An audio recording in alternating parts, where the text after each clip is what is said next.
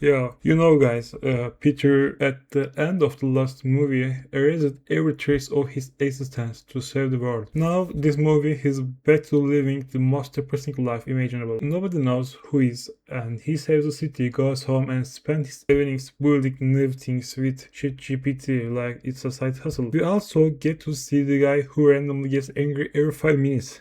My boy Punisher, I love him. While Peter is basically erased from existence, he obviously starts missing everyone. He feels so lonely, and one day he follows his old homeboy Ned and catches him at a party where some random dude is kissing Zendaya, and Peter emotionally starts crying and swings around shooting webs like he's on fucking breakup edit. Meanwhile, Punisher is also there and doing absolutely nothing, but we love you, Frank.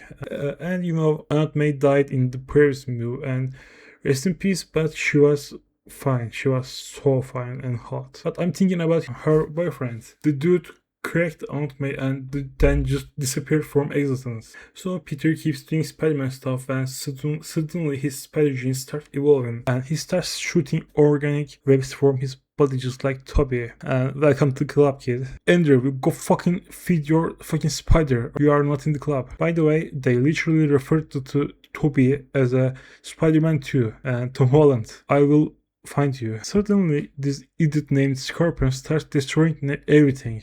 Peter beats him up, but then a random police officer lets Scorpion go and starts action toward Spider-Man instead. A second later, the cop snaps out of like, wait, what just happened? I know, it was not me. Turns out someone is possessing random people just to mess with Peter. Her actual goal is finding her missing sister and rescuing her from the people torturing her. But instead of spending 10 seconds explaining that your friend neighborhood Spider-Man, she decides to attack him non-stop and act like a complete psycho. So naturally Peter has no idea what's going on. Then we see Hulk. The girl frees him and Hulk emotionally beats the absolute life out of Spider-Man. And honestly, back around 2010, my biggest dream was seeing Hulk vs Spider-Man because everyone argued about who would win, and Hulk wins. Also, Punisher tries to stop Hulk by shooting him. Even Peter makes fun of him for that. Peter also spends the entire movie bullying Punisher for not having powers. The girl later tells Peter she's going to expose his